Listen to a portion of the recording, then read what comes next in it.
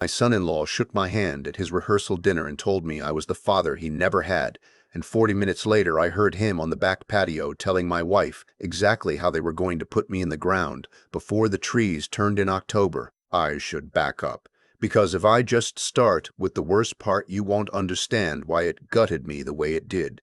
My name is Raymond Calder. People who've known me a long time call me Ray. I'm 68 years old, and for 41 of those years I poured asphalt and laid foundations across 3 counties in central Ohio. Calder Paving and Grading started with one dump truck I bought used off a man in Zanesville and a back that didn't know what tired meant yet. By the time I sold the operating side of it 9 years ago, I had 31 trucks, 2 quarries, and a name that meant something when a school district or a hospital needed a parking structure poured right the first time. I'm not telling you that to brag. I'm telling you so you understand that I am not a stupid man. I have read contracts that would make a lawyer's eyes water. I have caught subcontractors padding invoices by the dollar and the dime. I knew the world was full of people who would smile at you while their hand was in your pocket. I just never thought one of them would be sleeping in the bed next to mine. Her name was Diane, my second wife. My first wife, Carol, passed in 2009, ovarian cancer, and I won't pretend those 2 years weren't the closest I ever came to wanting to follow her. Carol and I had built everything together. She did the books in the early days at the kitchen table with our daughter asleep in a laundry basket on the floor beside her. When she died, I thought the loneliness would be the thing that finished me, not anything as ordinary as a woman I'd later marry. I met Diane 4 years after Carol passed. She was 51 then. I was 59, and she worked a front desk at the cardiology practice where my doctor kept threatening me about my blood pressure. She was warm in a way that felt like sunlight after a long winter. She remembered the name of every patient. She remembered mine. We married 18 months later in a small ceremony, and my daughter cried, and I told myself the second half of my life had just begun. I want to be fair, even now. There were good years. I'm not going to sit here and tell you the whole thing was a lie from the first hello, because I don't actually know that. And a man who rewrites his whole history to make himself feel less foolish is just lying to himself in a different direction. There were Sunday mornings and road trips, and 100 small kindnesses. But somewhere in the last 2 years, something in her shifted, and I was too comfortable to read it for what it was. The man on the patio was Brett, my daughter Hannah's fiancé. Hannah is 34. She is the only child Carol and I had, and she is the best thing I ever made, better than any bridge or building. She's an accountant now, a good one, sharp the way her mother was sharp. She'd had a rough run with men, a marriage at 26 that ended ugly, and when she brought Brett around 2 years ago, I wanted so badly for her to have something easy that I think I let myself be charmed. Brett was 38, smooth, the kind of handsome that photographs better than it lives. He sold commercial insurance, or said he did. He drove a leased German car and wore watches that cost more than my first truck and talked about deals that were always just about to close. He called me Pop. By the third dinner, he asked me about the business, about how I'd structured the sale, about the land I still held. I thought it was respect. I thought he was a young man trying to learn from an old one. I told him things I should have kept to myself, and that is a guilt I will carry because I handed him the map to my own house. The rehearsal dinner was on a Thursday in late August. The wedding was set for that Saturday at a vineyard outside town. Diane had insisted on hosting the rehearsal dinner at our place, the house I built on 11 acres out past the reservoir, and she'd spent 6 weeks turning it into something out of a magazine. String lights through the oaks, a caterer, a bartender in a vest. She was good at that. She was good at making the outside of a thing beautiful. I'd slipped away from the party around 9 because my chest was doing that fluttery thing it does when I'm tired, and I'd had 2 glasses of wine I shouldn't have. The cardiologist, the one whose front desk I'd married, had me on a fistful of pills and a strict warning. Atrial fibrillation, a valve that wasn't what it used to be. A heart that had hauled too much weight for too long. I went inside to take my evening dose and sit in the quiet of my study for 10 minutes, the way I do. The study has a window that's been painted shut for years and a return vent in the wall that connects, through some quirk of the ductwork, to the back patio. I noticed it before, how on still nights you could hear conversation drift up through it, clear as a phone call. Carol used to tease me that the house was eavesdropping on us. I never thought much of it until that night, when I sat down in the dark to catch my breath and heard my wife's voice come up through the wall. "He took the pills already?" That was Brett. 40 minutes ago, same as every night. Old men are nothing if not regular. That was Diane, and she laughed. Not a cruel laugh. Worse. A comfortable one. The laugh of two people who'd had this conversation many times before. "I want you to understand that I didn't move. I've spent my whole life being a man who moves, who fixes, who walks toward the problem. And I sat in that chair in the dark like I'd been nailed to it, because some animal part of me knew that if I made a sound, I would learn less." "The cardiologist's a friend now," Diane said. 40 years in this town and people owe me favors I haven't even called in. When it happens, nobody's going to look twice at a 70-year-old with a bad valve who had a big stressful weekend. They'll call it the wedding that did it. They'll say his heart couldn't take the joy. She said it like a punchline.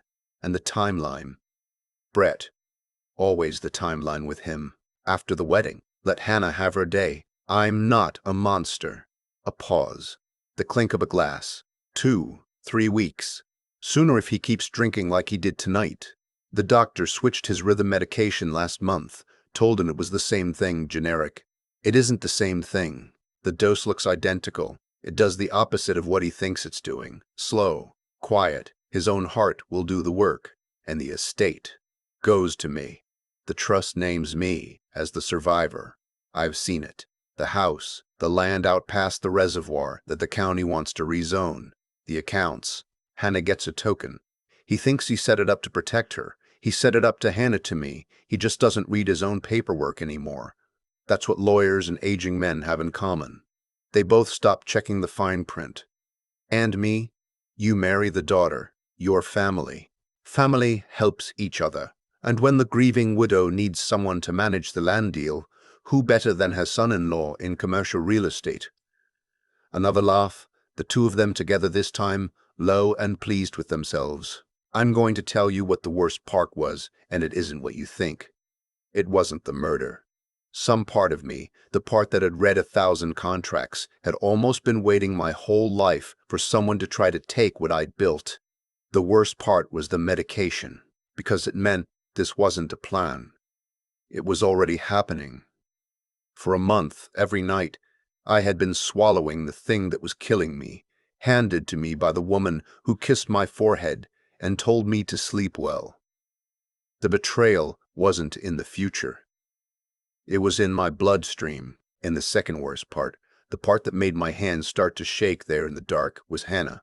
Was she in it? Did my daughter know? Was Brett going to marry her over my grave and split me down the middle with a woman who wasn't even her mother? I don't remember standing up. I remember the hallway and the cold of the wall under my palm, and then I remember my daughter's face. Hannah had come inside looking for me. She'd seen me leave the party, and she knew about my heart, and she'd come to check. The way Carol would have. She found me in the hallway, gray-faced and gripping the wall, and she opened her mouth to ask what was wrong, and I did something I have never done to my child in her life. I put my hand over her mouth. Her eyes went huge, and then, because she is her mother's daughter and smarter than I will ever be, she went still. She read my face. She read the vent. She heard faintly her fiancé's voice still drifting up through the wall, talking about a land deal he'd managed for the grieving widow. I watched my daughter's whole life rearrange itself behind her eyes in about 4 seconds. She took my hand off her mouth, slow, and she held it in both of hers, and she didn't cry. That's the thing I keep coming back to. She didn't cry. She leaned in until her lips were at my ear, and she whispered 3 words that I will hear on my deathbed, whenever that turns out to be, and on whose terms. Don't let on. That was my girl. That was Carol's girl. While my whole world was coming apart, her mind had already gone cold and clear and forward, the way mine does on a job site when the ground gives way and you have about 1.5 seconds to decide whether anybody dies. We went back to the party separately. I want to tell you that was the hardest thing I have ever done.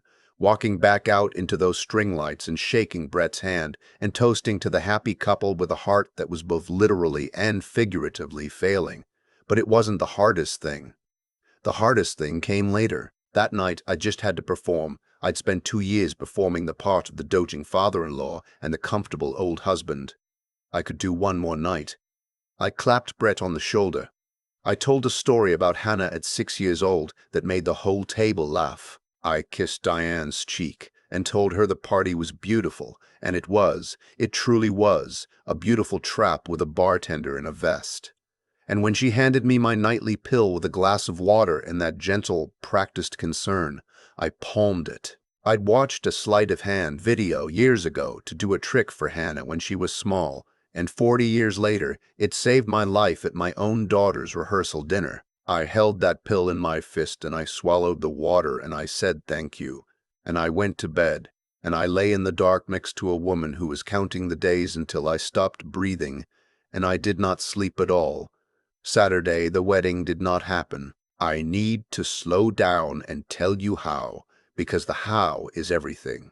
You don't get to be 68 and own quarries without learning that the loudest move is almost never the strongest one. My whole instinct, the Friday after that rehearsal dinner, was to call the sheriff, throw Diane out, drag Brett into the yard. And it would have felt good for about 10 minutes, and then it would have fallen apart. Because what did I have? A conversation I overheard through a vent. A medication I'd switched but had no proof had been tampered with. My word, an old man's word, against a beloved woman who worked at a doctor's office and a charming young man in a German car.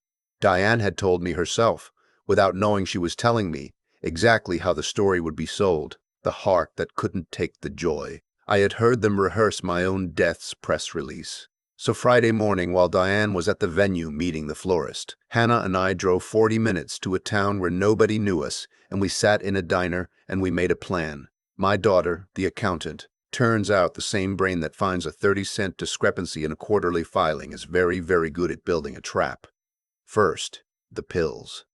I still had the bottle. I still had a few of the originals from before the generic switch, because I'm the kind of man who never quite throws the old bottle away. Hannah knew a forensic lab through her firm, the kind that does litigation work, and she had a courier take both bottles in under her own name with a chain of custody form. The way evidence has to travel if it's ever going to mean anything in a room with a judge in it. We didn't have the result yet, but the samples were moving, and they were moving clean. Second, the trust. Diane had been right about one thing and dead wrong about another. She was right that I'd stopped reading my own paperwork. I'd let my estate attorney, a man named Walt who'd done my work for 30 years, handle it all on autopilot. But she was wrong that it named her as the sole survivor. Because when Carol died, I'd set things up with one ironclad instinct. Everything I built was for Hannah. When I married Diane, Walt had drafted a revision, and I'd told him to take care of my wife, and I'd signed where he pointed, and I'll admit I hadn't read every line. So Friday afternoon, I drove to Walt's office, and for the first time in years, I read every single word. And what I found was this. Diane had a marital allowance, generous, a house to live in, an income for life. But the corpus, the land, the quarries, the trust itself, was held for Hannah and Hannah's children, with me as trustee, and on my death, a successor trustee, Walt himself. Not Diane, took over for Hannah's benefit. Diane had read a summary. She had read the part that said spouse and a big number, and she had stopped, the way she accused me of stopping. She'd never met Walt. She didn't know the man would sooner cut off his own hand than hand my life's work to a woman who'd poisoned me. She was going to murder me for an estate she was never going to control. That sounds like relief. It wasn't, not really, because here was the thing I understood, sitting in Walt's office with my reading glasses on. The plan didn't need to succeed for me to be dead. Diane didn't know the trust would foil her. She thought it would work, and a person who thinks murder will pay does the murder either way. I had maybe weeks. The estate being safe didn't save me. Only stopping her saved me. Third, and this is the part Hannah built, we needed her to say it again. Out loud. Somewhere it could be heard by more than a heating vent. Here is what we did, and I'll tell it plain. Saturday morning, 2 hours before the ceremony, with the vineyard already filling with white chairs and Diane's family driving in from Pennsylvania, I had a cardiac event. I want to be careful how I say this. I did not fake having a bad heart. I have a bad heart, and the doctor had documented every bit of it, which was the whole horrible foundation of their plan, and which, it turned out, I could borrow. What I faked was the timing and the severity. At 9 in the morning, I sat down hard on the kitchen floor and put my hand to my chest and let my face do what my face had been wanting to do for 2 days. Hannah called 911. The paramedics came, and here is the part I'd arranged through an old friend. A man whose hospital parking structure I'd poured at cost back in 1998 and who owed me more than a favor. I was admitted under observation in a private room with a cardiologist who was not Diane's friend, who had been quietly told the whole story that morning and who agreed only to run honest tests and let an old man rest. There was nothing fraudulent in my chart. There was a real man with a real bad heart in a real hospital bed. There was just also a recorder. The wedding was postponed, of course. You don't get married while your father's in the cardiac unit. Brett was furious in a way he tried to hide and didn't quite manage, and that told me more than anything. A man who loved my daughter would have been at the hospital. Brett was at the hospital too, but his eyes kept going to the door, kept doing math, and Diane was magnificent. She held my hand in that hospital room and stroked my hair and told the nurses I was her whole world. And when the nurses stepped out and it was just the two of us, and I was lying there gray and weak and apparently fading, I gave her the opening. I'd thought about it for 2 days. People confess for two reasons, to gloat or because they think the witness is about to be gone. I gave her both. I told her in a thin voice that I knew I didn't have long, that my heart had been getting worse all month, that the new medication wasn't helping, was maybe making it worse, but who was I to question the doctors? I watched something flicker across her face. I told her I'd been thinking about the trust, that I wanted to make sure she was taken care of, that I might have Walt come to the hospital to make some changes in her favor, just in case, because she'd been such a comfort to me. I watched greed and fear do a little dance behind her eyes. If I changed the trust, she might get more, or she might somehow get less. If I died first, she got what she thought she'd get, and underneath it, the calculation. How long would Walt take? How soon could it happen? Did she need to slow me down or speed me up? Don't tire yourself, baby, she said. Don't think about lawyers right now. Just rest. Your heart needs rest. And she smiled at me, and she smoothed the blanket, and she said, soft, like an endearment, let it just be quiet now. It wasn't a confession a jury would convict on. Not yet. But I'd seen the truth in her face, and I knew she'd say more as she felt safe, and the recorder was patient. It was Brett who broke first. It usually is, the junior partner. Sunday evening, when I was resting and Diane had gone home to shower and the room was dim, Brett came in alone. He stood at the foot of my bed and he looked at me for a long moment, and I let my eyes stay half-closed and my breathing stay shallow, and I heard him exhale through his nose, and he said, quiet. Thinking I was asleep or close to it, you stubborn old man. Just go already. And then, lower, almost to himself, the words that ended him. She switched it back, you know. Diane. After the EMT scare, she got spooked, put the real meds back in the bottle so it'd look clean. So congratulations, Pop. You get a few more weeks. Then she does it again, and slower. And I marry your kid, and I'm the one who sells the reservoir land to the county. You poured roads your whole life. I'm going to pour one right through your backyard. He patted my foot like a man closing a deal. Rest up. He left. He never knew the recorder under the blanket had been running the whole time, or that I'd been wide awake, or that my daughter, the accountant, had spent Saturday night with my attorney and the forensic lab's preliminary finding, which had come back exactly as we'd feared and exactly as we'd hoped. The generic in my bottle was an anti-arrhythmics chemical opposite, a drug that would push a damaged heart toward exactly the failure they'd advertised. Switched back now, sure, but the lab had the original capsules, chain of custody intact, and now I had Brett on tape narrating the whole thing and naming her. I did not call the sheriff myself. That was Hannah's idea, and it was the right one, because it had to come from the family member nobody could call a bitter old man. Monday morning, my daughter walked into the county prosecutor's office. She'd done forensic accounting work for 2 of their fraud cases. They knew her. They respected her with a forensic chain of custody report, a recording, and a calm, devastating timeline. She didn't cry then either. She told me later she did all her crying in the car in the parking lot afterward, alone, for the mother who raised her and the father who almost died, and the 2 years of her own life she'd handed to a man who'd been measuring her father for a grave the whole time. They arrested Diane at the cardiology practice, in front of the patients who loved her, in the lobby where I'd met her. They arrested Brett at a closing for a strip mall he'd never actually had under contract. It turned out the deals that were always about to close never did, that he was leveraged to his eyebrows, that the German car was leased and behind, that he needed my estate the way a drowning man needs the thing he's pulling under with him.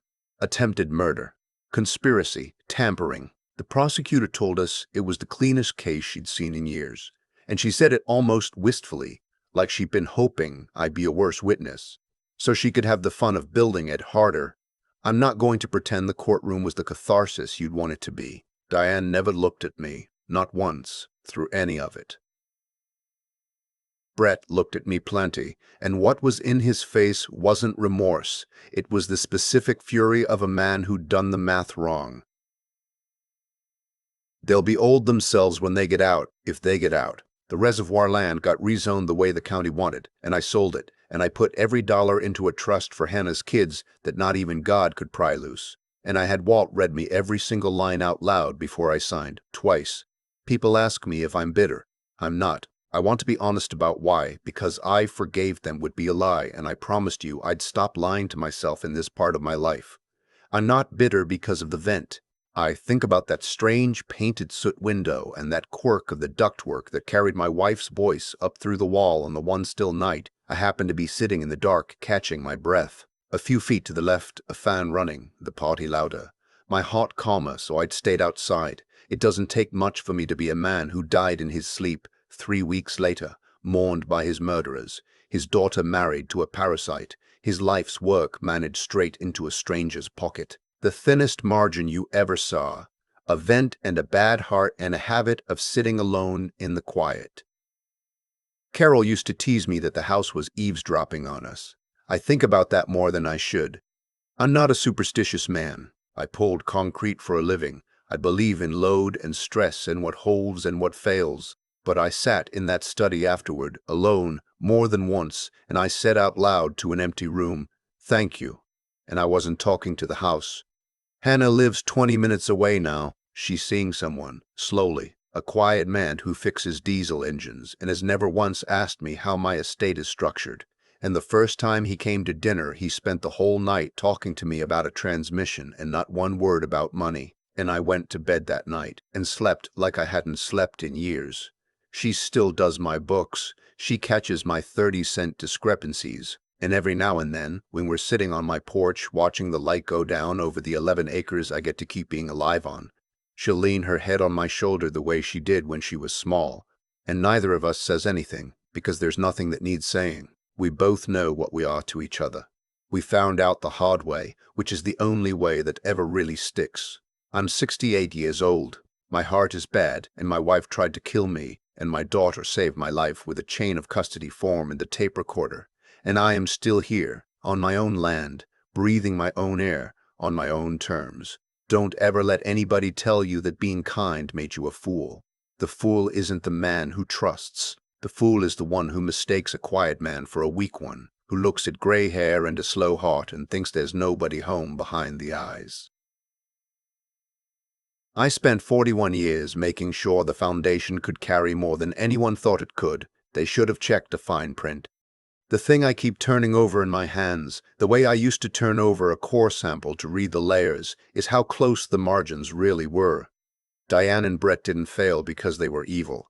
Plenty of evil works just fine. They failed because they were lazy in the one place that matters. Diane read the word spouse and a big number and stopped reading.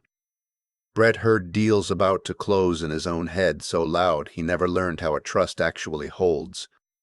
They built their whole plan on the assumption that a slow heart meant a slow mind, that gray hair meant nobody was home. And cause meets effect the way water meets the lowest point in a poured slab. Every shortcut they took collected quietly in the exact spot that drowned them.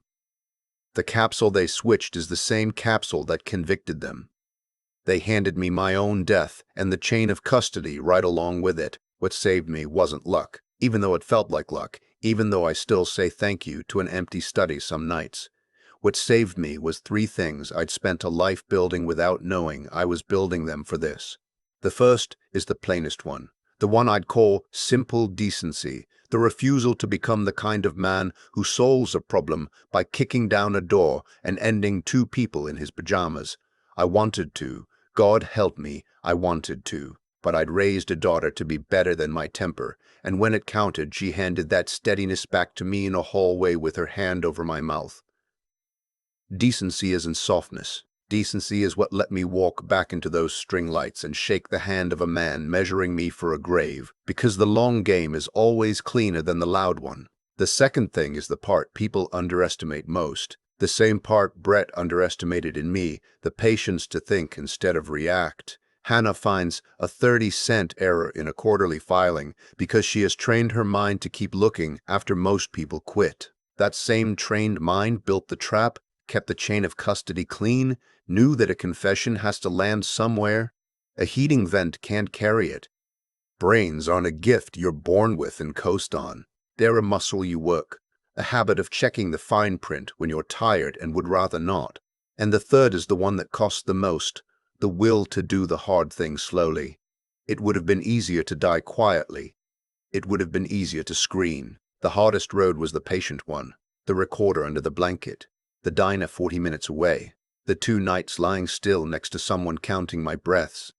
That kind of endurance isn't loud and it isn't pretty, and nobody claps for it while it's happening. So if you take anything from an old man who poured roads for 41 years, take this. Be the kind of person who stays decent when it would feel good to be cruel. Be the kind who keeps thinking after everyone else has stopped, and be the kind who can hold still and carry the weight when holding still is the only thing that saves you. Those 3 things outlast a bad heart, a bad wife, and a parasite in a leased German car. They should have checked the fine print. I'm still here because I finally did.